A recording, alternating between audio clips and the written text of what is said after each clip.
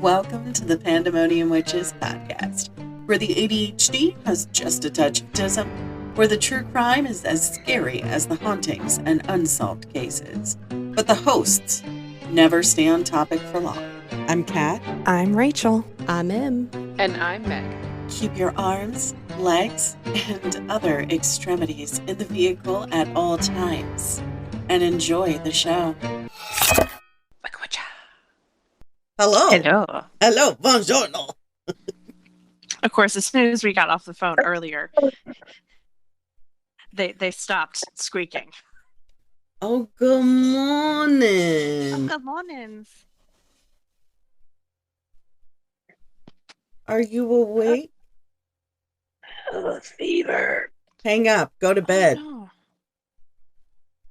So it's in rest right away. Doctor's orders. Okay. Goodbye. I love you. Hangover, this sucks. 2 Tylenol and a giant glass of water.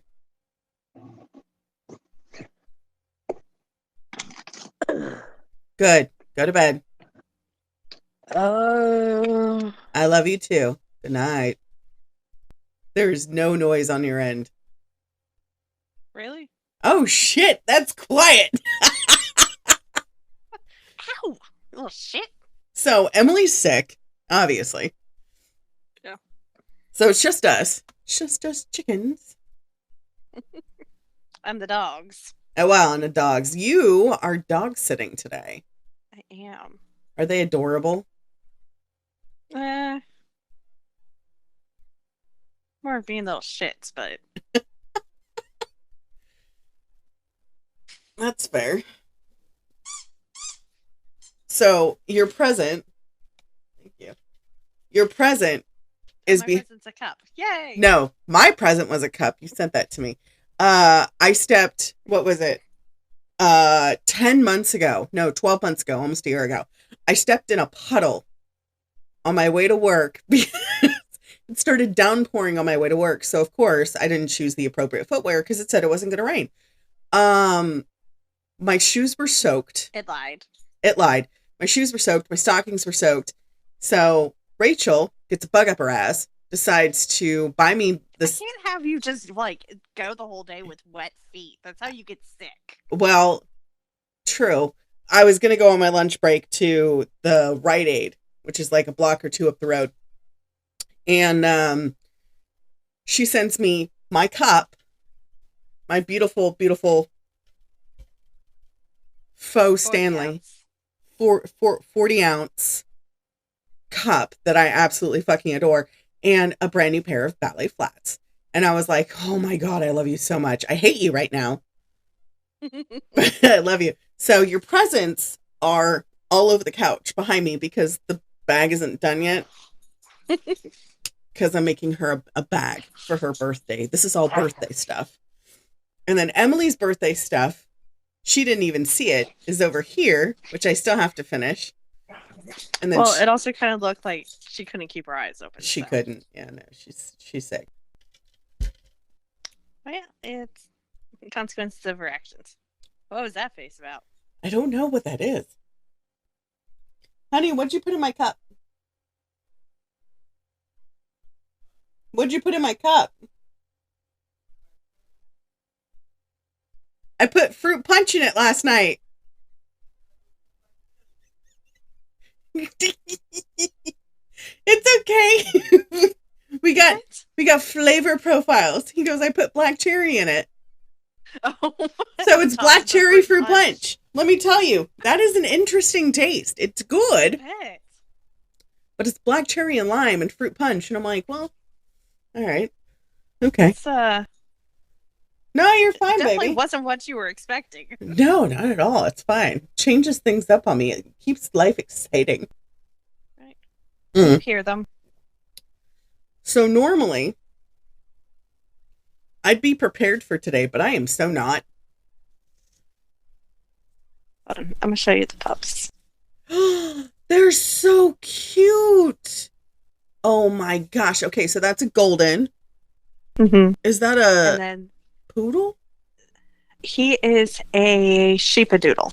Oh He's a my God. sheepdog poodle mix. I love them. I want to cuddle them.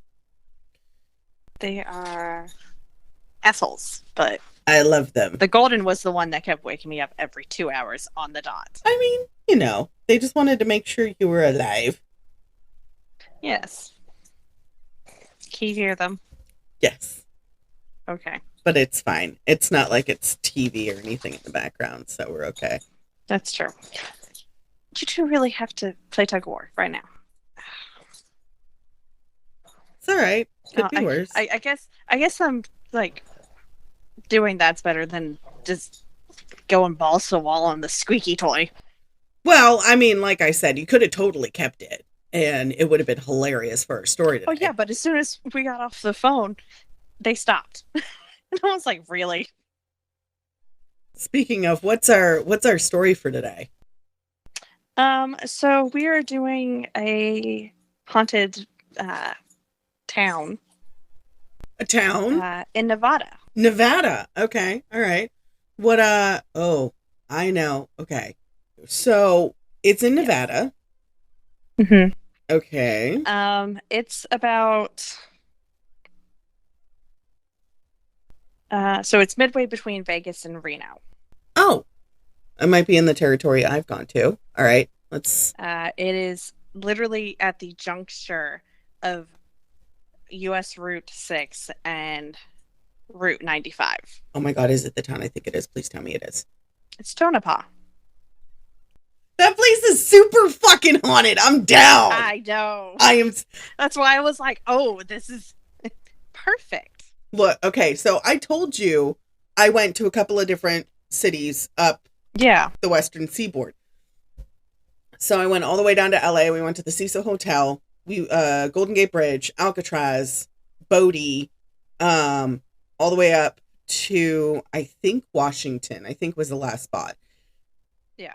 Ma'am, I only remember a handful because I was young and naive and I had no protections. And I was like, I can do this. I was gonna say, you didn't have the blocks up. I didn't. The blockades were not in place. They were not. So I remember going there. Do I remember anything?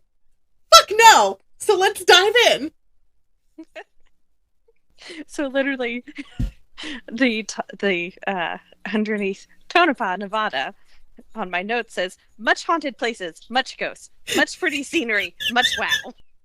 Such wow. Such spookies. Ooh, ghost. Pretty much. So little, I would say kind of backstory, but okay. I mean, all of it's backstory because it's her history. Right.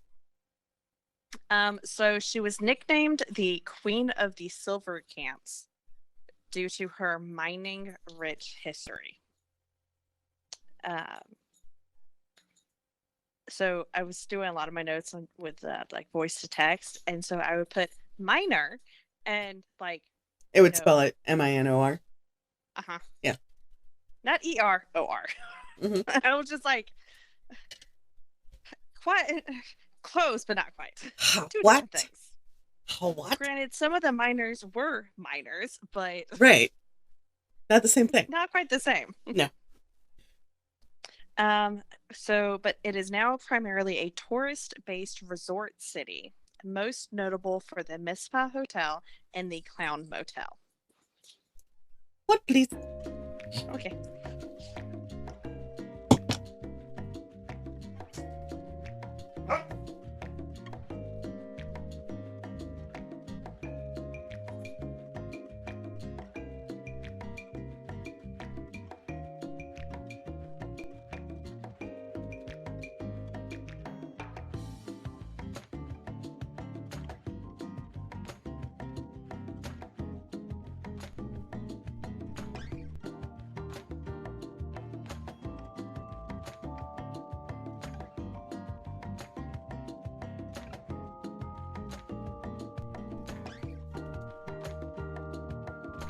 Okay.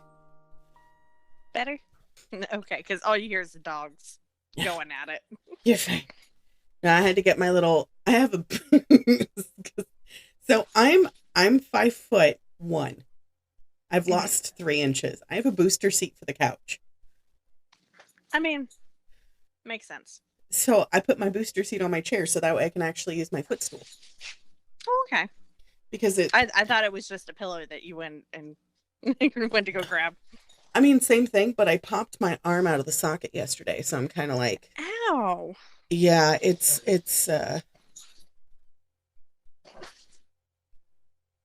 they're excited about today, I can tell you.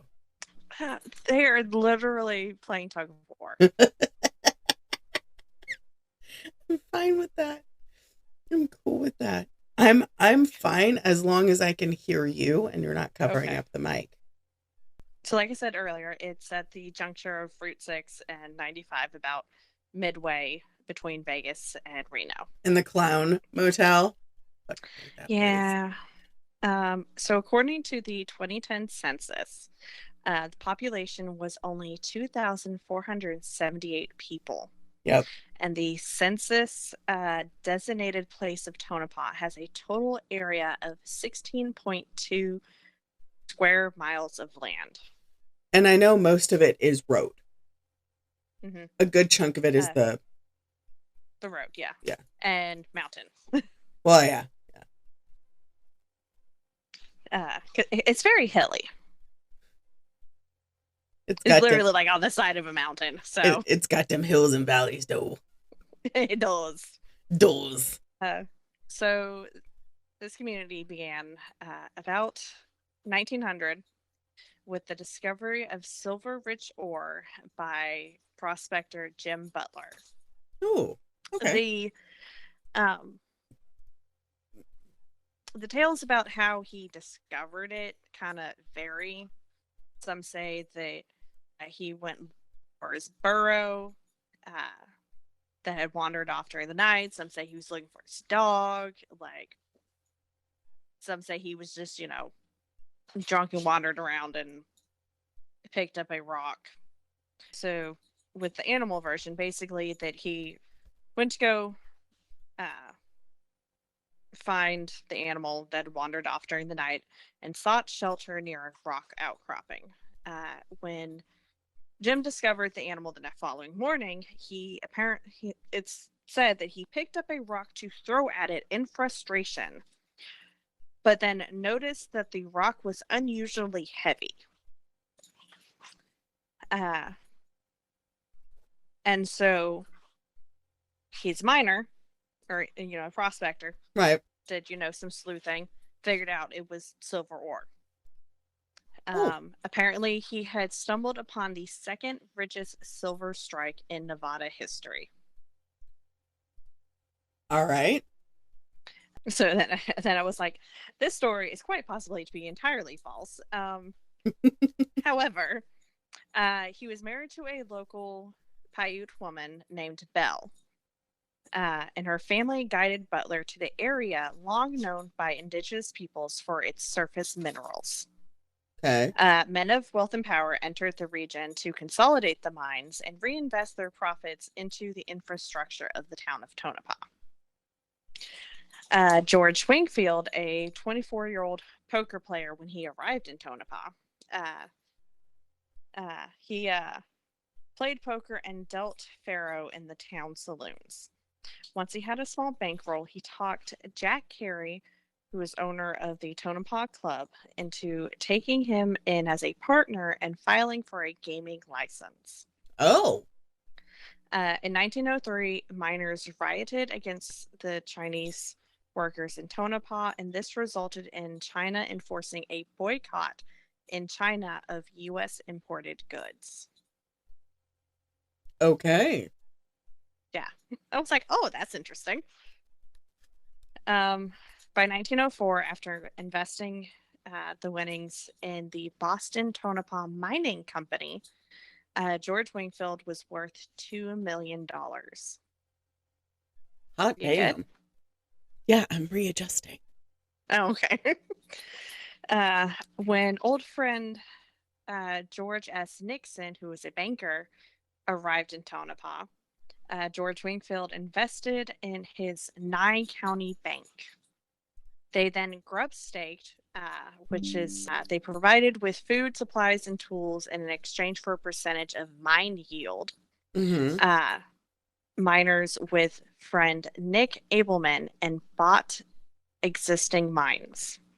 By the time the partners moved to Goldfield, Nevada, and made their Goldfield Consolidated Mining Company a public corporation in 1906, Nixon and Wingfield were both worth more than $30 million. Holy shit. Yeah, so they worked fast. And this was 30 million in 1901, said? By 1906, yeah. But I don't know if that's current money or then money, but either way, that's still a lot of money. Okay, I'm looking. How much you said? 30 million? Yeah. 1,045,000,000. No, it's billion. So 1,045,160,000. The boys are worth a good couple pennies. Wow. That is quite a chunk of change. Cha-ching. Wingfield believed that the end of the gold and silver mining production was coming and took his bankroll to Reno, where he invested heavily in real estate and the casinos. The real estate and gaming became big business throughout central Nevada, and by 1910, gold production was failing. And by 1920, the town of Tonopah had less than half the population it had 15 years earlier. Small mining ventures continued to provide income for local miners, and the small town struggled on. It has supported travelers as a stopover and rest spot on the lonely highway since it's between Reno and Vegas. Right. Today, the Tonopah station has slots, and the bank club also offers some gaming. Also in Nye County is the... I'll get the sentence out eventually. Also in Nye County is the Yomba Band of the... I'm so sorry if I'm mispronouncing this. Yomba Shoshone tribe of the Yomba Reservation, a federally recognized band of Western Shoshone people. I know you're pronouncing Shoshone correct. Yes, I know that word. Okay. The Western Shoshone dominated most of Nevada at the time of the American settlement in the 1860s. Since the late 20th century, Tonopah has relied on the nearby military Tonopah Test Range as its main source of employment. The military has used the range and surrounding areas as a nuclear bomb test site, a bombing range, and a base of operations for the development of the F-117 Nighthawk. That's also where they had the test range for Oppenheimer, I think. Mm-hmm. It's close to it. Yeah.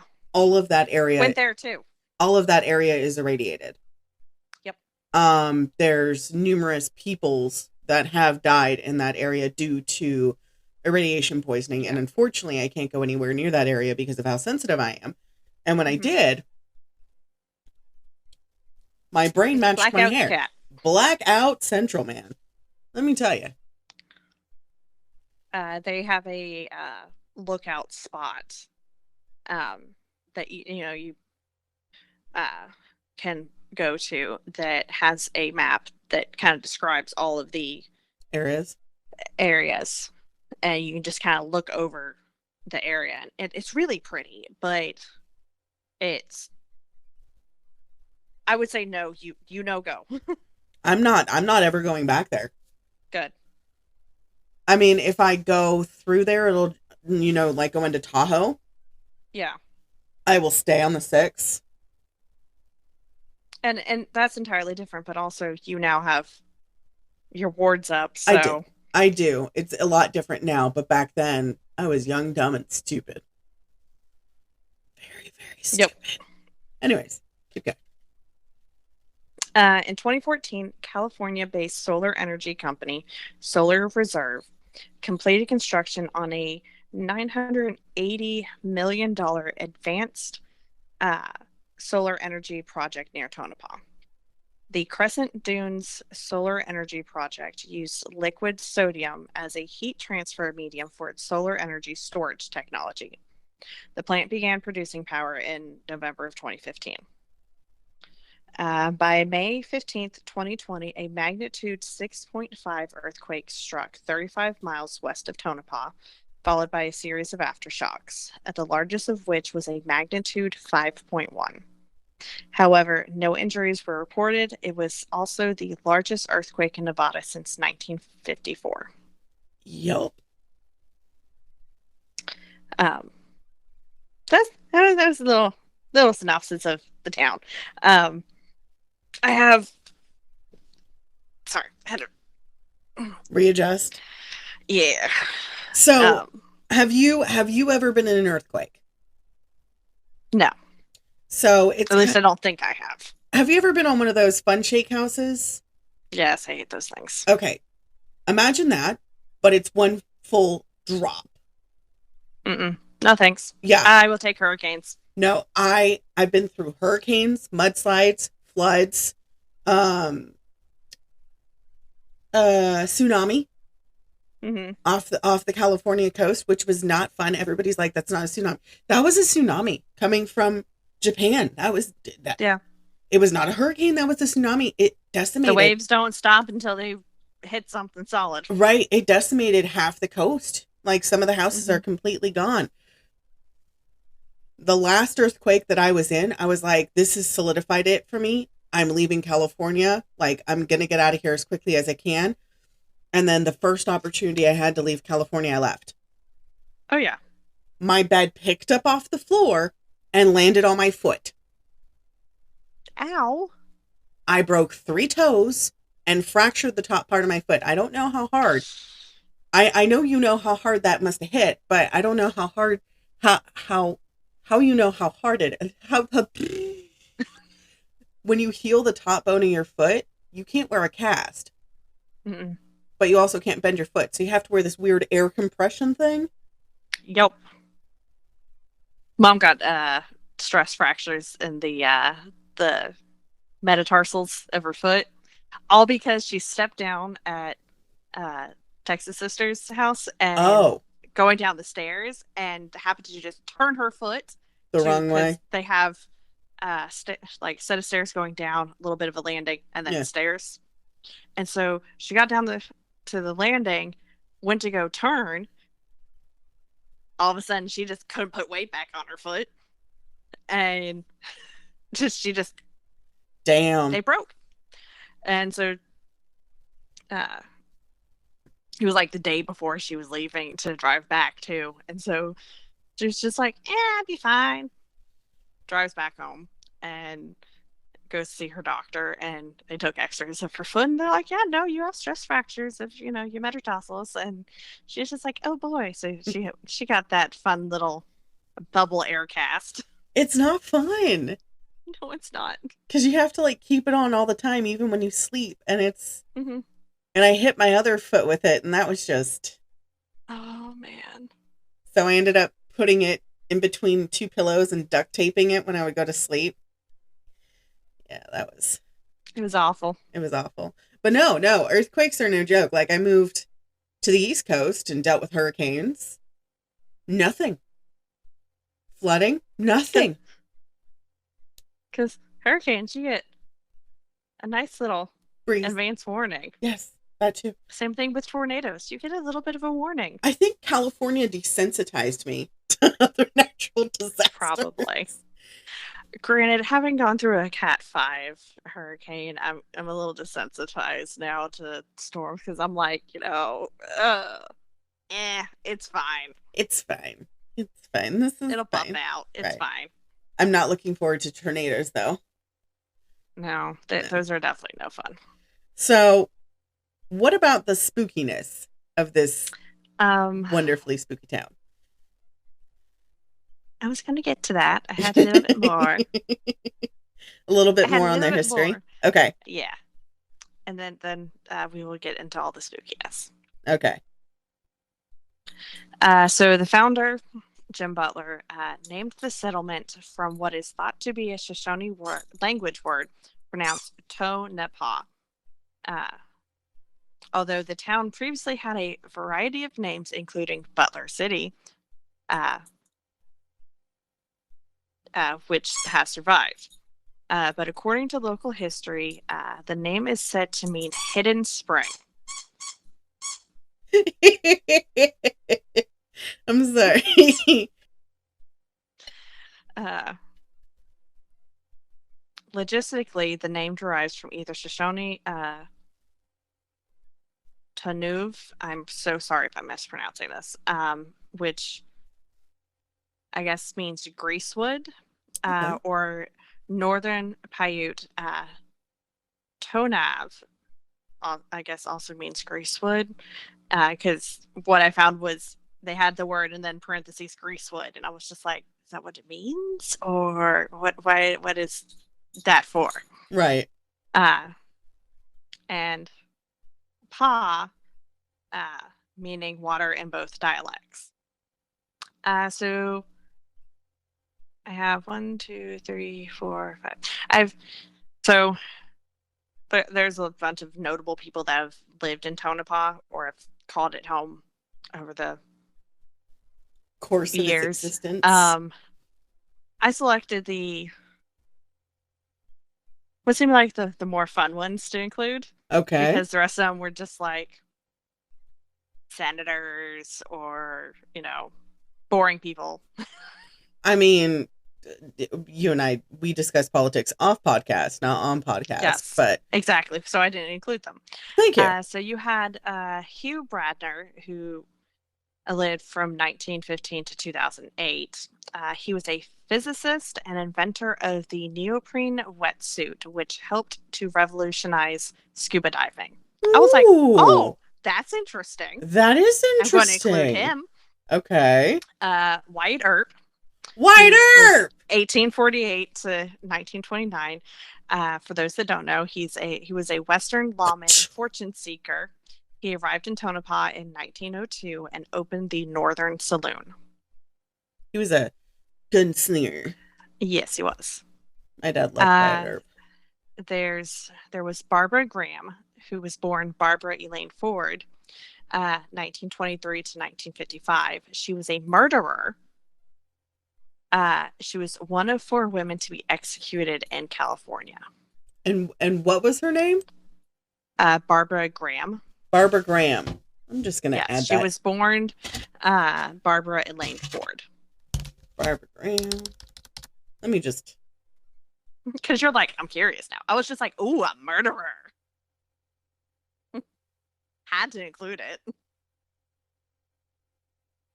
I had to turn off my thing because I didn't want you to hear only me typing, because I love my keyboard. It does the tickety taps. Clickies. Yes. It's so nice. Yes. Oh, she's so pretty. Sorry, that sounds bad, but I mean, her nickname was Bonnie. Ooh. We can cover her later. Yeah, add it to the list. Add it to the list. Okay. I was just like, oh, a murderer. Okay. Ooh. Okay, I'm adding it to the list.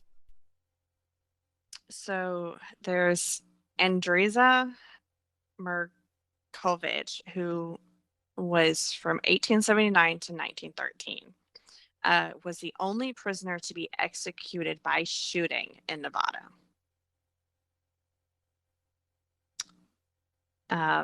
There was Mamie Schwebel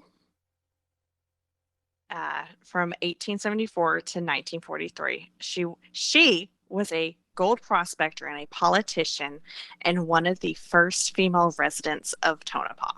Oh. I was like, oh, yes, go Mamie. Like, go, girl. Go, Mamie. It's your birthday. Go, Mamie.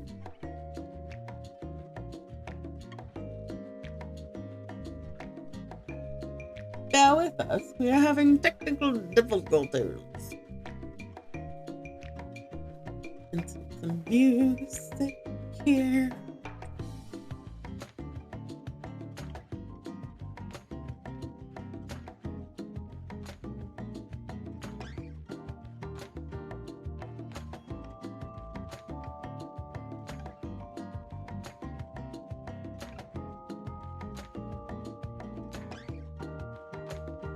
Hello.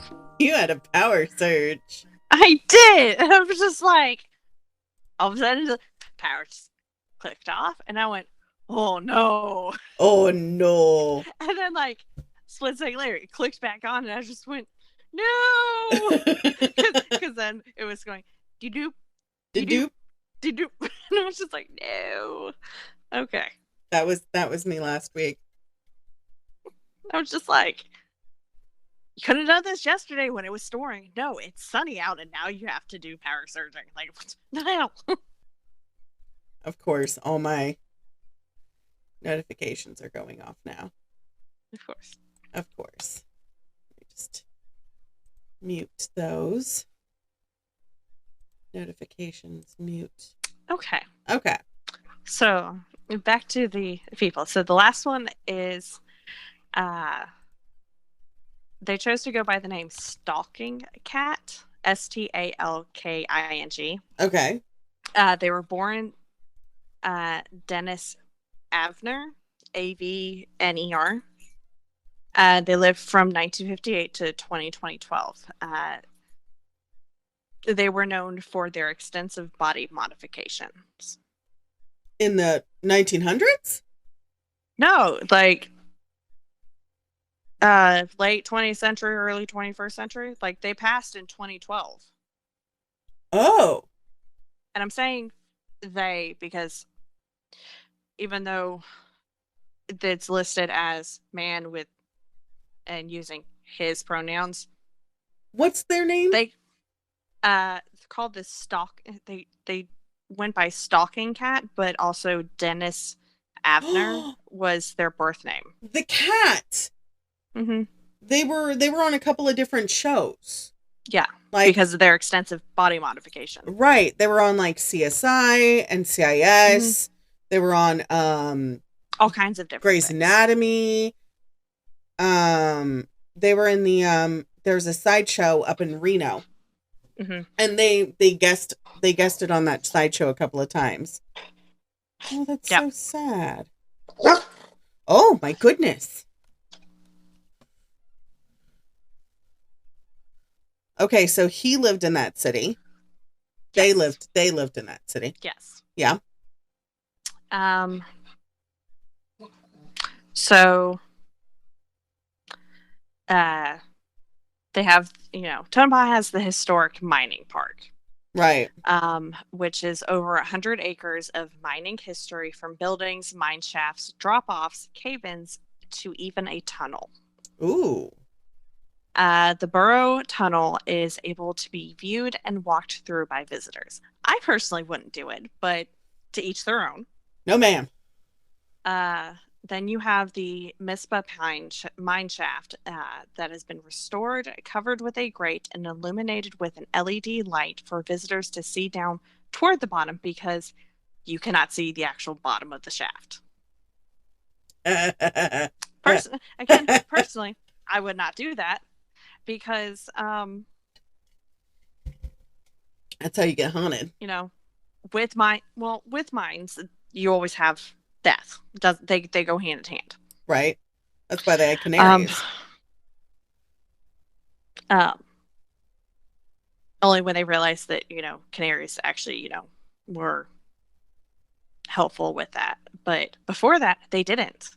Mm-hmm. So I was like, let's talk about mines for a second, since this is a mining town after all.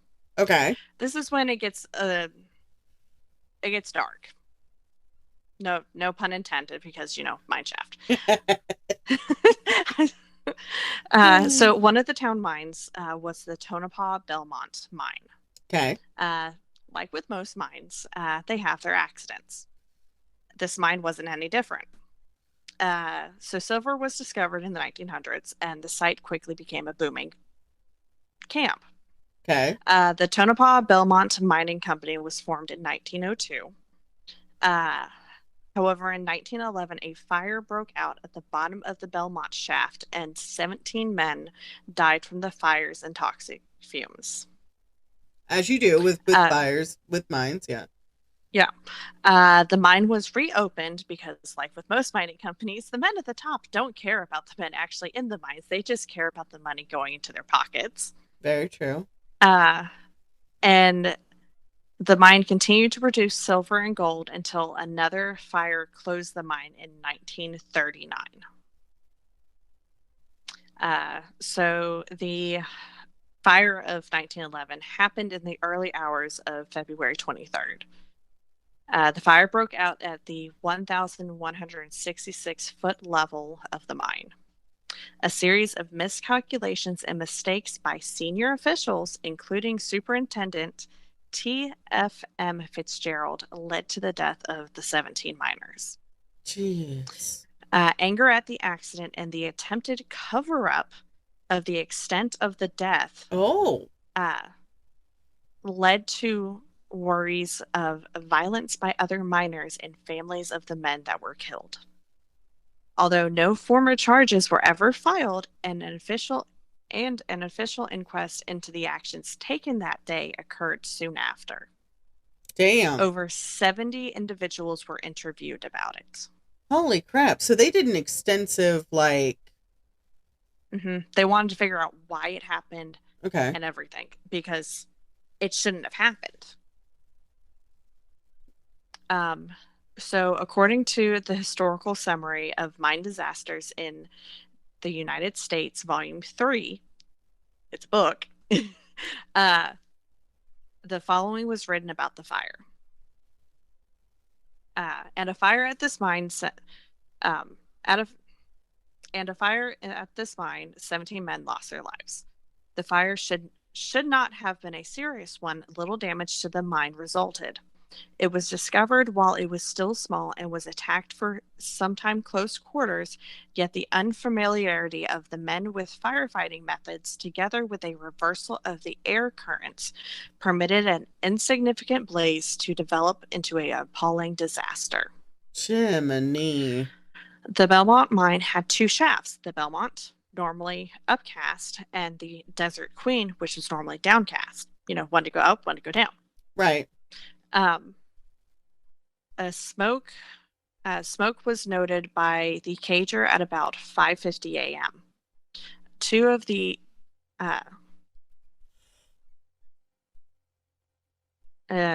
I was doing voice to text on this, and so it says 2 of searching, and I was like, I don't think that's what I actually said, but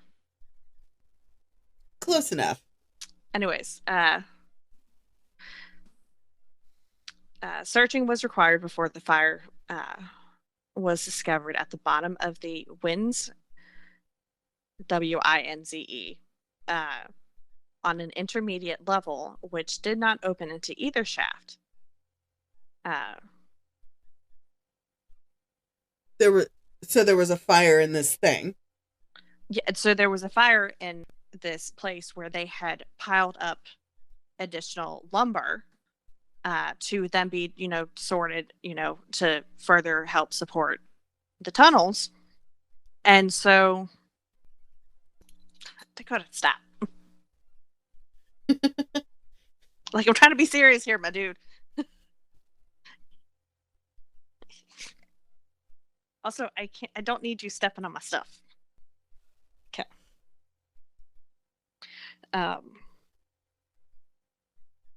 So anyways, so the fire occurred like basically in between two shafts on a level that wasn't open on either, like directly to either shaft. Right. Basically the only way you could get to it was by the means of the Winze and to go up to the level above it, basically. Mm-hmm. So the fire was burning some mine timber, which had been piled at the wind's bottom for distribution into the stopes, to further support the tunnels. Right. It seemed reasonably sure that the fire was caused by a lighted candle or a snuff left in the timber by a man of the night shift, which had quit work at 3:30 a.m. So they think it might have been, obviously, previous shift, because by the time it was discovered, morning shift or day shift was just coming on. So it obviously wasn't them. Right. It was decided to build a brattice into the drift and close the winds above the fire to try and snuff it out. Right. Up to this point, smoke was present and only in a few parts of the mine. And although the smoke was issuing from the Belmont shaft, which prevented the descent of the men, many of them, including the timberman, decided to enter through the Desert Queen shaft instead. Okay. When the fire was discovered, men was told to withdraw from the mine, except for those fighting the fire. The men were scattered and did not obey orders promptly. So when the disaster occurred, a good many men were still underground and in various parts of the mine.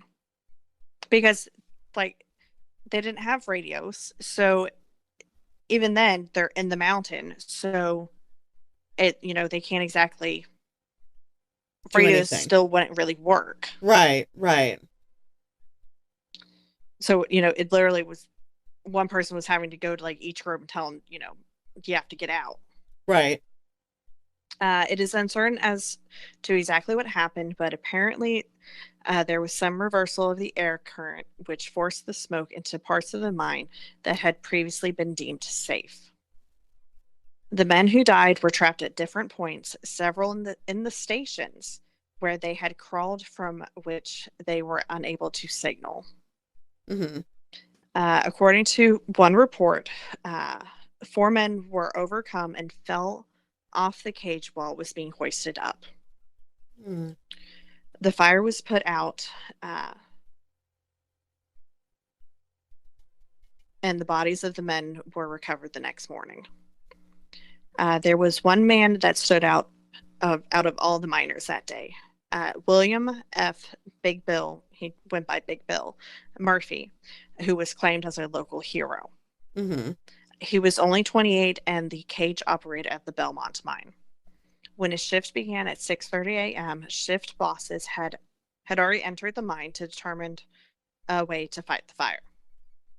They assumed that the fire broke out between 2:30 and 4:30 a.m. A group of miners were sent to explore areas and determine the extent and how to fight the fire, because they didn't know. Yeah. Usually that's more of a, mine collapse, tonal collapse kind of thing, not a, oh shit, there's a fire. Oh, yeah. Yeah. However, some of these men disobeyed orders and started to go for the surface instead. And in no time, thoughts of extinguishing the fire had vanished, as workers were literally gasping for air, attempting to escape the fumes and the smoke. So, you didn't just have the smoke; you also had toxic fumes down there too. Well, yeah, because it's when certain mines produce certain things, mm-hmm. and the sediment coming from the silver.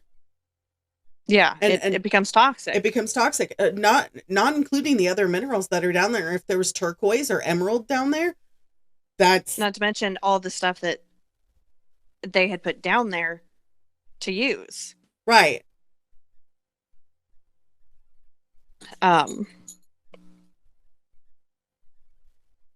So the workers were gasping for air.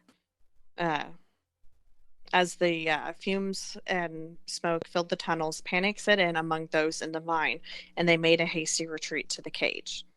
As they arrived at the surface, some unconscious due to the gases and smoke. With men still underground, no one came forward at first to go back into the mine because they did not want to return to the hell they had just escaped. Right. So Big Bill came forward and volunteered. He gave the signal to descend into the shaft. He went first to the 1100th level and loaded the cage with unconscious and confused miners. Once back at the surface, he then proceeded to help unload the men and then descended a second time. It is said to say he was nearly done in, and as he made his third descent into the mine, it would be his last. He would succumb to the gas and the smoke, and in 2006, a statue was erected and dedicated in the city to him. He's buried in the old Tonopah cemetery. He was only 28. Damn. Yeah. Do you want me to flip over to the cemetery now? Or Yes. Okay, because we have the cemetery, we have the hotel, and then we have the motel still. Okay. So the hotel and the motel, let's save that for last, because I stayed in that hotel. We talked about that, so we'll talk about that. I only drove by. It's very pretty on the outside. Not in the inside. There's a reason why it's so cheap. Yeah. Apparently they're trying to like revamp the inside. What? No. For the Mizpah hotel. Okay. Yeah. What? They're redoing it and or they're trying to restore it. All right, I'm looking. Oh my god, it's still as hellish as I remember. And then you have the clown motel, which is I never stayed in that one. I have a thing about clowns. So do I. My mother tried to get me to get out of the truck, take a picture with the sign. I said no and stayed my ass in the truck. She got out and took a picture of the sign instead, and I just went, no, thank you. That's how you get got. No thanks. Right? No, we don't need to get got. We don't need any of that. Okay, so there is several people that are buried at the cemetery. Mm-hmm. Hold on, give me 1 second. Okay.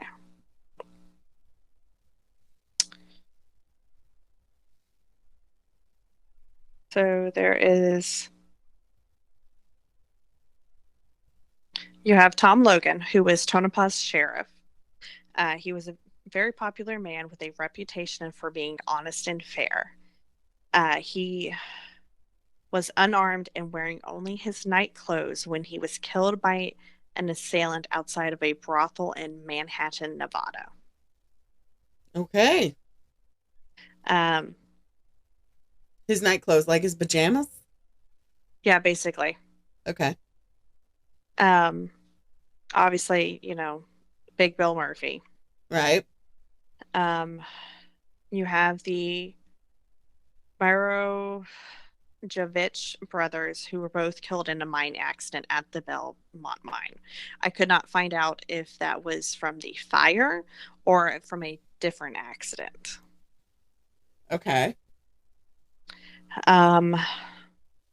You have George, who is nicknamed Devil, Davis, who was the first African American in Tonopah. He was a political leader and an integral part of the community. He was known for being a joker and a prankster and is rumored to still be playing pranks at the Tonopah Liquor Company. I'd believe it.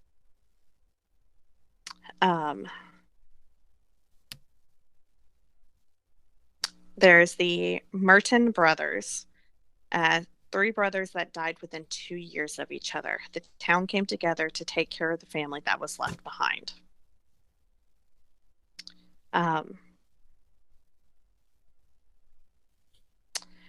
There is Bina Veravrat.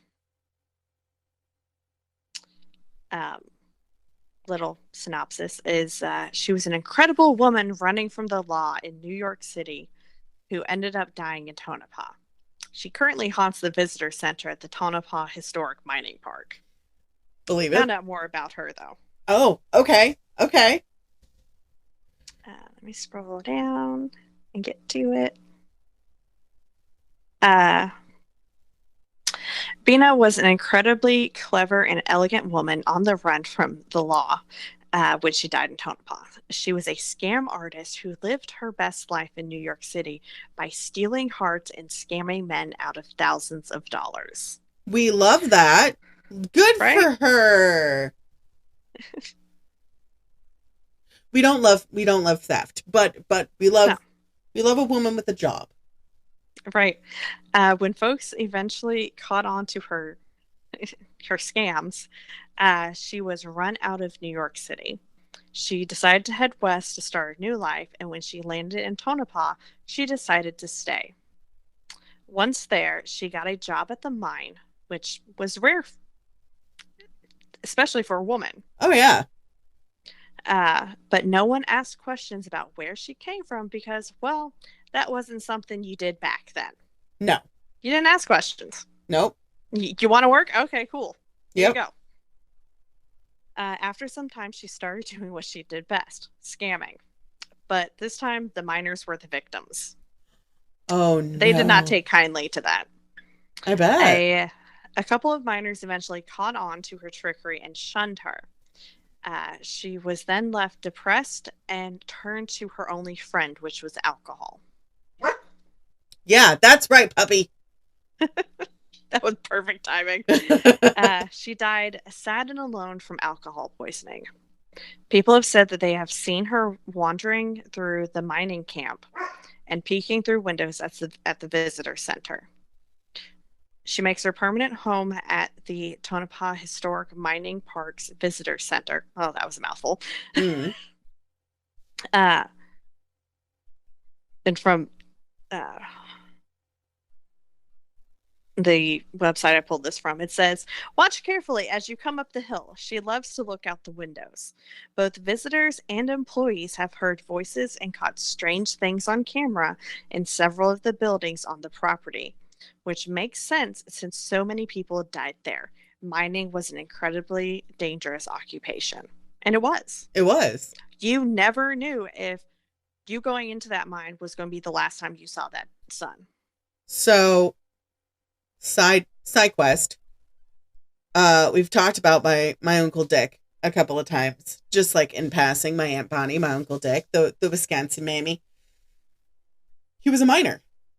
Yeah. He died from lung cancer, from black lung. Yeah. And that's what they called it, was black lung. But it was just... because it turns your lungs black. Right. And it was one of those things that there's pictures of it, but I don't remember it. I was 12.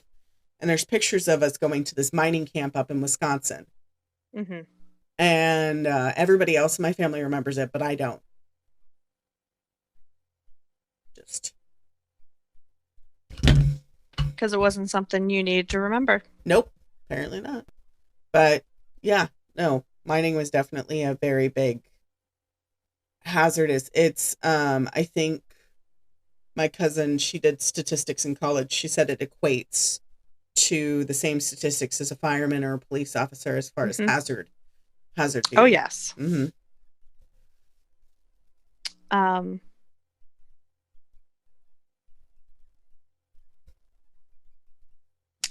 Let me scroll back up. So the history of the cemetery. There's about 300 people that are buried there. Ooh, okay. So unfortunately, a lot of the headstones no longer exist. Because a lot of them were made out of wood. So it was, a lot of them aren't there anymore. Right.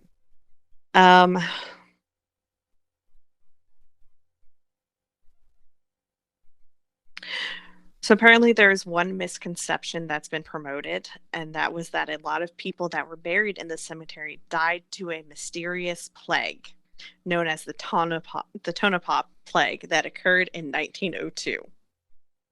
This plague created a huge number of deaths in 1905 due to pneumonia and assumed to be a result of lack of sanitation, especially close to the slaughterhouses.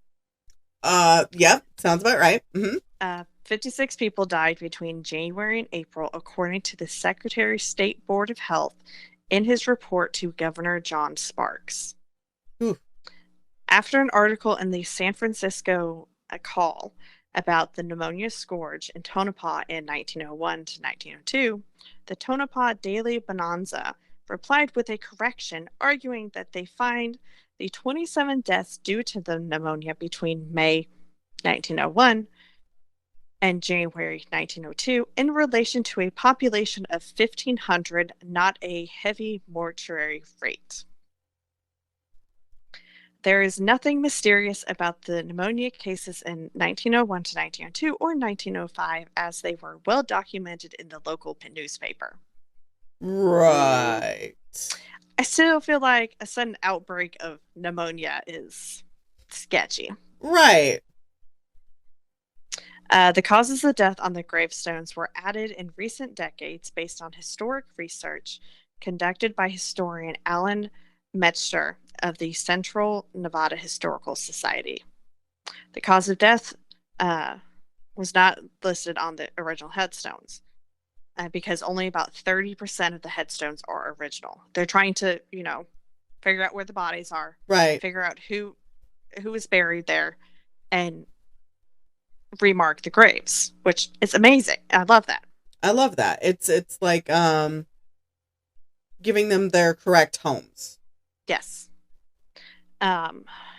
So many of the headstones were rebuilt by the Tonopah Conservation Crew under the guidance of Alan Metzger, with old material giving them an original look, which we love.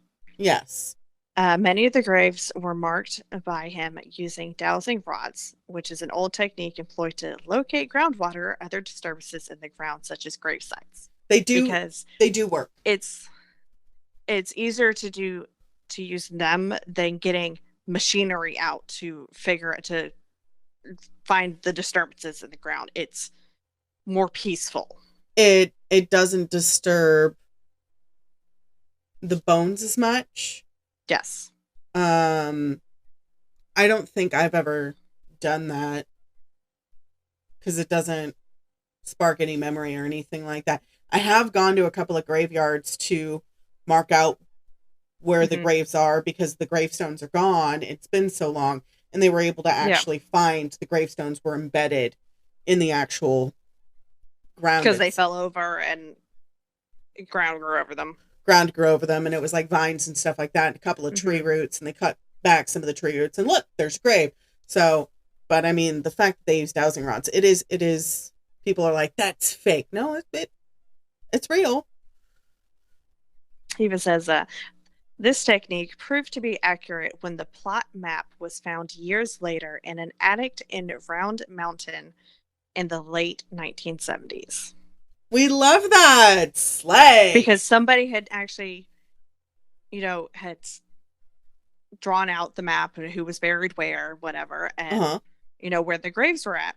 And so they're like, oh, well, this actually matches up. Oh, this is accurate. I wonder why. Yeah, right?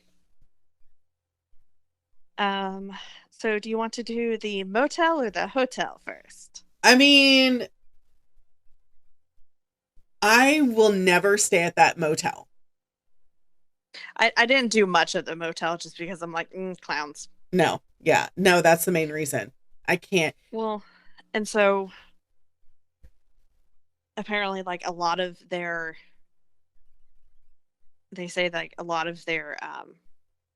paranormal activity is because of the cemetery, because they're literally right next door. They are. Yeah. So I wouldn't be surprised at some point that the cemetery actually had extended over into their property. And just over time, it just kind of shifted over. Merged, as it were. Yeah. Because property lines weren't really a huge thing back then. No, as they are now. I mean, considering the fact that land was stolen, but we don't need to discuss that. Oh, yeah, 100%. So there's there's two ghosts at the Tonopah Liquor Company. Mm-hmm. So you have George, And then you have Hattie. I Hattie. couldn't find a last name of Hattie. Okay. She is an incredibly maternal and kind former brothel employee and barmaid who loves children. We love a good working woman.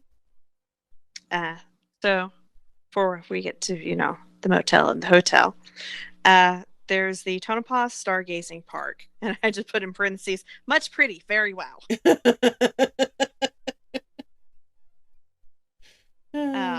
There's murals and monuments to see all over the town.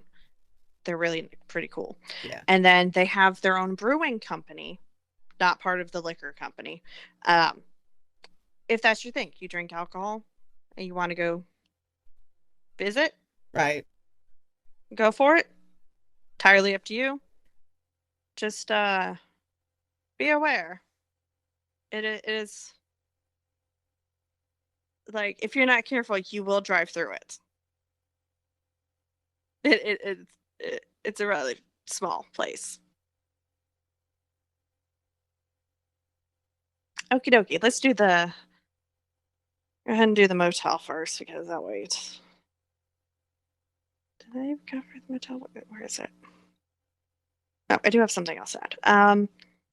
So there is the Vanwood Variety Store, which was previously known as the Golden Block, built in 1902 and was the first permanent stone building in Tonopah.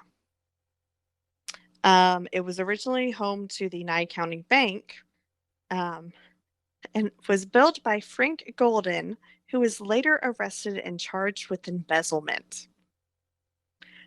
There are strange sounds and breezes coming from nowhere. Weird lights and voices occur on an almost daily basis. A previous employee of the bank died in the old safe in the basement, and it is believed he is the one that is haunting the building. No, ma'am. Like, you had yourself muted, so I was like, what did you just say? I'm putting it in the chat because he's literally right outside my window. Oh, okay. I can't hear him, so. Yeah, I have a gardener. I have myself on mute. Oh, okay.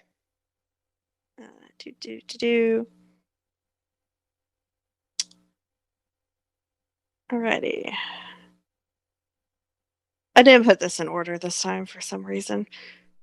That's okay. I'm kicking myself now because I'm just going back and forth. I'm like, hold on. Yep. All right. So the Clown Motel was named America's Scariest Motel due to the clown theme and proximity to the cemetery. Murals in some of the rooms have given guests nightmares. Personally, it would just the outside of it gives me nightmares. It is a very freaky looking place. Like, it's got clowns literally everywhere. Yeah, in that motel. If you have a not happy, you're not thrilled with clowns, don't just close your eyes when you go by it. Just don't even look at it. Which is really sad if you want to actually visit the cemetery, because they're right next door to each other. There are supposedly happy clowns throughout the property, including the lobby. They just look all freaky. They did. The only thing I can tell you is that I went there. I saw the motel because I got out and I was like, oh, a clown motel. Like, I'm thinking like it's the happy motel from like Don't Tell Mom the Babysitter's Dead. No. I went in there and I saw it and I went, is there a hotel here? And they were like, oh yeah, it's right up the road. For $25 a night, I would have stayed at that hotel because that's how much it was back then. Yeah. Okay, he's not next to the window anymore. So, yay! There's a bush right outside my window. So, I was muting myself so you didn't hear every 5 seconds. That's understandable. Anyways. Yes. Motel. Apparently, people send clowns to the motel, and numbers are now at 2,050 clowns. Jiminy. People send clowns to this place. Yeah, I don't doubt it. And I'm just like, why? Why would you do that? I could not. I could never. They're trying. So from what I read on it a while ago, because you and I discussed it, and I was like, I kind of need to know. They're trying to get the Guinness Book World Record for the most. Of course they are. Clowns. Of course they are. All right, so let's talk about the hotel now that we're done with the motel.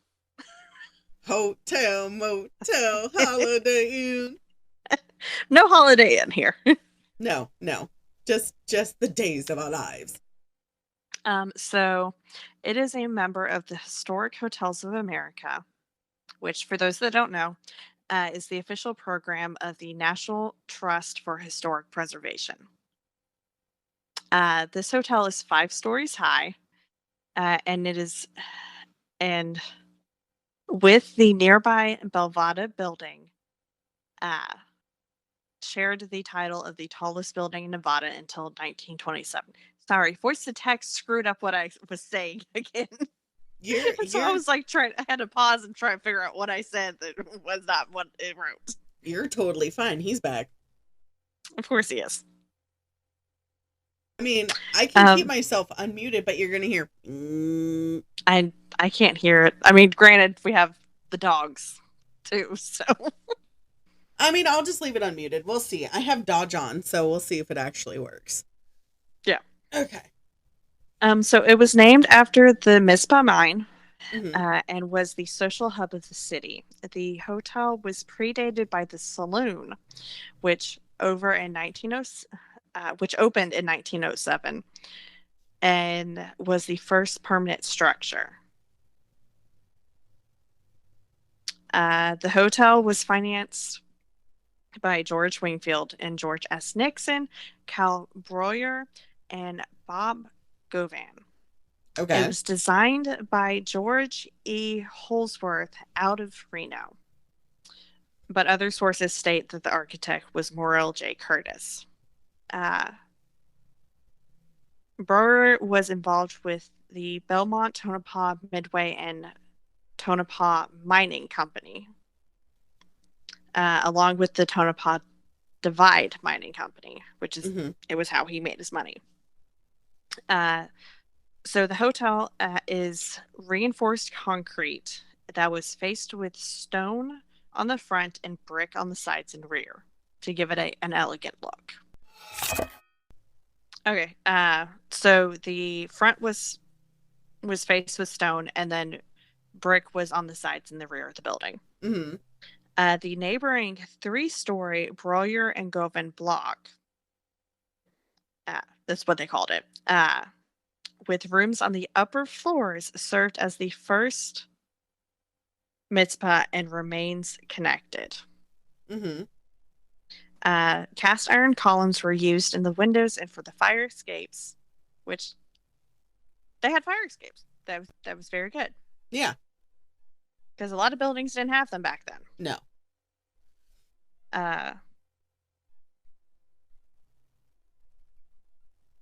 So the two buildings have a wooden stairway between the two of them, and which is crowned with a skylight. Steam heat was provided along with the first elevator in the town. So it had the first elevator, it had steam heat to the rooms, like it was state of the art then. Right. Since 1907, the hotel has been an oasis of comfort in the stark beauty of Nevada's high desert. It was originally opened in 1907. Was one of the first luxury hotels in all of Nevada. So it obviously became the social hub. Right. For a then booming mining town. Mm-hmm. The hotel has changed hands several times over the years until Frank Scott of Las Vegas, who also built the Union Plaza Hotel, bought it in 1979. He updated the hotel with all the modern conveniences, acting as a bridge to the modern day, all the while preserving the antiquated romance that had drawn him to the hotel.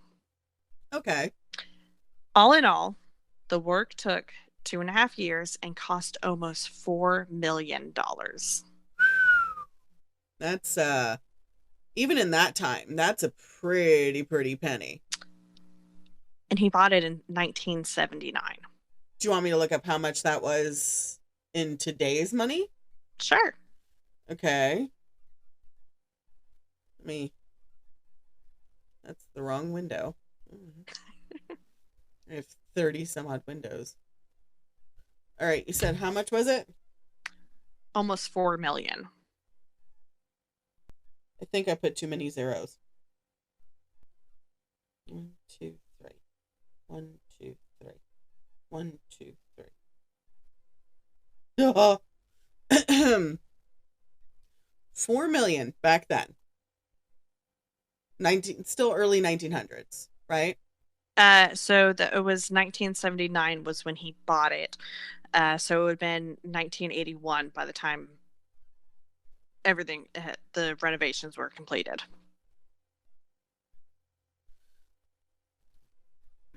$13,797,491,000.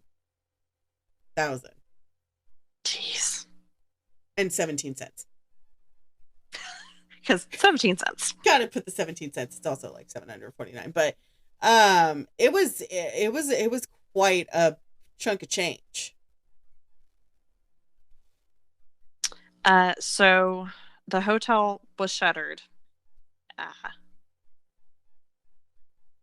in 1999 until in 2011, Fred and Nancy Klein, the owners of the Klein Cellars from Sonoma.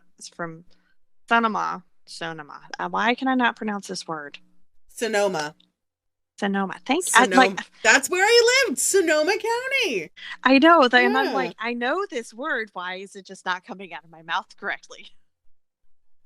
Sonoma, California, wineries. They purchased the hotel. They proceeded to renovate and reopened the building to the public in August of 2011. The newly renovated hotel has 47 rooms, a bar, and 2 restaurants, which are the Pittman Cafe and the Jack Dempsey Room. There's also a full casino, which is called the Mizpah Club, on site. And there are plans to renovate further rooms in the hotel annex. So they plan on continued working on the hotel. All right. Time for the ghosts. I have eaten at that cafe. I sat in the front foyer, and I actually saw the picture I went on Google, and the front foyer still looks roughly the same in these beautiful, elaborate 1900s chairs. The most comfortable seats I had ever sat on in my entire life. And I was like, are you okay if I swing my legs over? And they were like, we don't care. As long as you're not spread eagle on the chair, we don't care. As long as you're comfortable.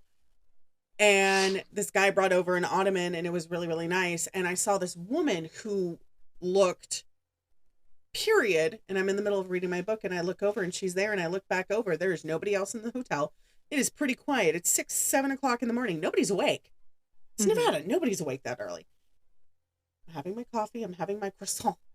And I look back, and she's gone. And I said, hey, did you see that lady sipping tea? And he goes, ma'am, you're the only person awake and downstairs. So let's get into the ghosts, because I know she's one of them. She is. Yeah! Sorry, I got way too excited. Just a little bit. So you most likely saw Rose. So there are some sources say that Rose is her call name. She's also known as the Lady in Red. Nobody knows what her real I was gonna say birth name was. Okay. But it's said that she's a murdered prostitute.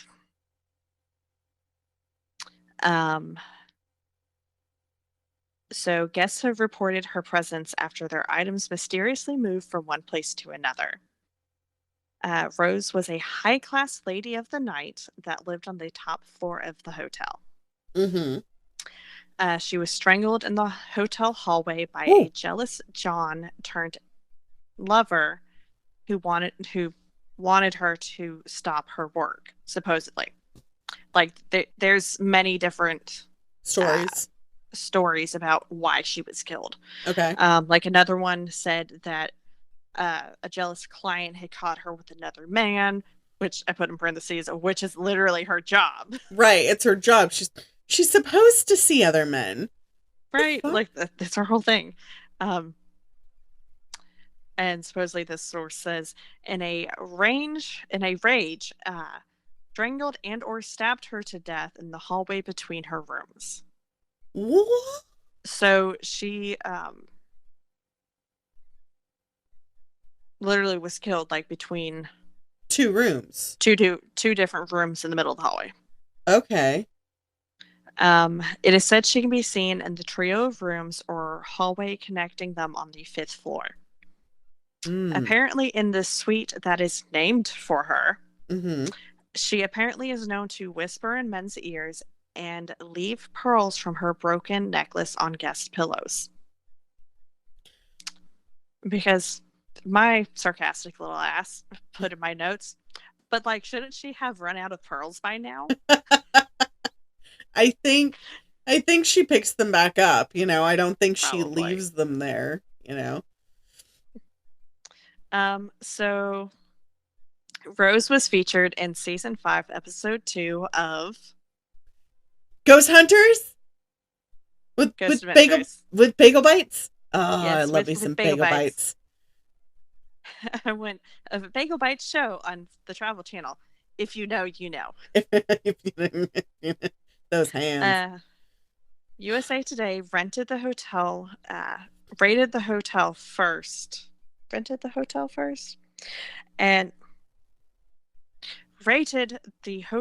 first on its 2012 list of the best haunted hotels in the U.S. as determined by its readers. Again, I was doing voice to text. And what I said is not what it put down.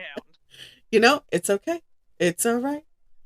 It makes it for an interesting episode. It does. It really does. I'm picking up what you're putting down there. It was moved to 7th on the same list in 2022. So it's still top 10. It's still top 10. It's definitely, if I had to rate between the two of the hotels, Cecil Hotel is number 1 for me that I've stayed at. I got touched in my sleep, and that they don't touch me. They're very respectful of that.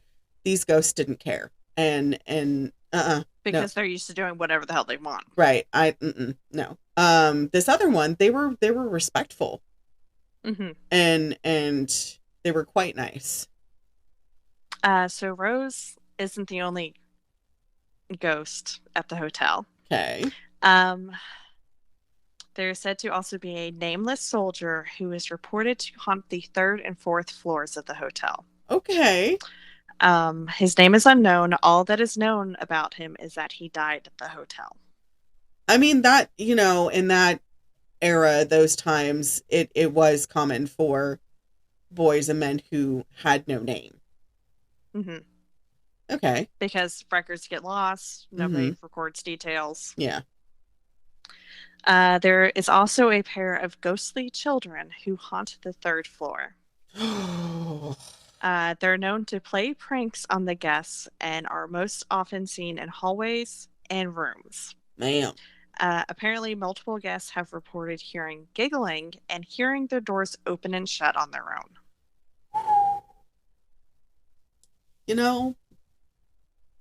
I have a thing about kid ghosts. I know. Keep going. I'm here. But wait, there's more. Of course there's more. There's always more. There are also 2 bank robbers who were murdered during a heist by their co-conspirator. Their ghosts are said to haunt the basement, giving cold chills and strange sensations to visitors and staff who happen to find themselves in there. The basement. The basement. Right. Let's just, make it a little bit creepier than it already is. Oh yeah, 100%. 100%. Have to do it. It's like, let's sprinkle some trauma in here. Sprinkle some, oh, you want to put this in there? Okay, let's do that. Why not? Pretty much. But that's pretty much all I have for Tonopah. It is driving through it. It is very pretty there. Like the So scenery is very gorgeous. pretty. However, So spooky. it is much haunted though. Much haunted. Much ghost. Much ghost. Much wow. The parts of it that I do remember, aside from the hotel was very, very nice. The only time I saw the woman was when men were talking to me, so that makes sense. Yeah. Even though most of the men were gay. It's fine. I understand why she was concerned. Mm-hmm. I was a single woman by myself. Yes. But the customer service was 10 out of 10. The casino, I lost all my money, aside from the money that I paid for the hotel. But it was a great time. I did have a very good time. I do not remember the motel. I do not remember the cemetery because I did go. It was 4 of us. And I don't remember much. But it's okay. It's part of the quote unquote job, as it were. This is true. Will I ever do that again? Probably, now that I'm more educated about it and less stupid about it. I'll probably Still not staying at the Clown though. No, definitely not. The hotel, the beds were comfortable, the shower. Now, okay, I do have to talk about the shower because there was somebody in there. I was on the 3rd floor. Don't know who it is because they weren't visible. So ghosts have this thing. Oh boy. Yeah, ghosts have this thing where they can turn themselves completely invisible, kind of like Casper, the movie. Normally I can see them in form. So it looks like their corporeal form, which is our actual body. It's our physical flesh suit. It looks like they're from, I explained it on one of the episodes with Meg. It's like they're through that looking glass. They're kind of gray and shimmery. Yeah. So they're kind of see-through, kind of not, right? I'm assuming it was a man because I could only smell him. And it smelled very musky, like a man's smell. And after that was when I started seeing her, because I was there for 3 to 4 days, and it was pretty prominent, and the other people that I was staying with 2 men and a woman, and she's like, no, I've seen her too. And I said, okay, so it's not just me. And they were like, no. And I was like, okay, cool. So we've all had the same experience except for one of the men. One of the men was straight. The other one was very much gay. So myself, the other woman, and the gay man all had the same experience with the woman and with the man. Interesting. I wonder if the man that you saw was the soldier. It may have been, but it was kind of like, the only way I can describe it is the creepy breathing. If that makes sense. Yeah. In those horror movies, the person is right behind you and they're breathing and you can feel them breathing and you turn around and nobody's there. Yeah.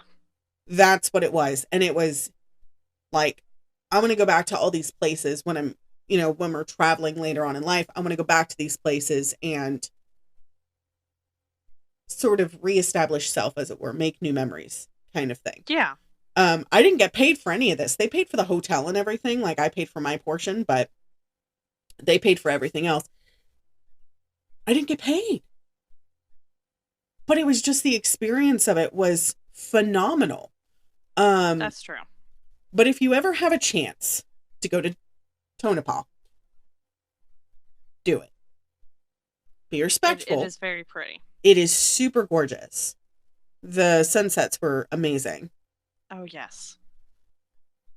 but I hate children ghosts. Let me just, I know. they're so, with no eyes. I can't. It's better than the If no they had feet. eyes, it wouldn't be so bad. It wouldn't be so bad, but the no eyes, that's just Do they all not have any eyes, or is it just certain ones? certain ones. So the ones that were if they were unalived, if they were murdered with their eyes open, they have no eyes. It's really, really weird. When you're older, it doesn't happen that way, but apparently when they're younger, it does. Interesting. And I don't know why. If another medium is listening to the show and wants to tell me why, I would gladly listen. Because we gladly love to know why. I have no idea. It just happens. It's freaky. It's fucking weird, man. I'm sitting there and I'm trying to have a conversation with Alexandra and there's just nothing there. Full body. Looks so adorable. She's got these cute little braided pigtails. No eyeballs. So I can't gauge her response except for her fucking eyebrows. Oh my god. And let me tell you, it's weird. I bet. That just sounds terrifying. And it is. It is. Very much is. I would like next time to also talk about a spooky place, even though we've already done California. Mm-hmm. There are 2 other places I would like to discuss in California. If you're okay with us doing that, either that or we can continue up the West Coast and do Washington. We could. Would you like to do that? I would love it. All right. So let's talk about Washington next time. Sounds good. I had a terrible time. Thank you. I liked having the break from the killings, serial killers. Yeah, the last couple it was so draining. I'm editing it right now, and let me tell you, Rachel can tell you, I've had to take numerous days to take a break because re-listening to it is just. It's just as emotional as when we were filming it. But we do moments of silence for those victims, the ones that the killers took far too many young lives. I'm going to keep preaching this until the day that is my last breath. We will dehumanize the killers on our podcast. And if you have a problem with that, kick rocks. We humanize the victims. Don't just kick rocks. Go eat rocks. We humanize the victims. We dehumanize the killers. That's what we do. We make fun of the killers as much as humanly possible because they don't deserve it. They don't deserve the breath in their lungs. And with that,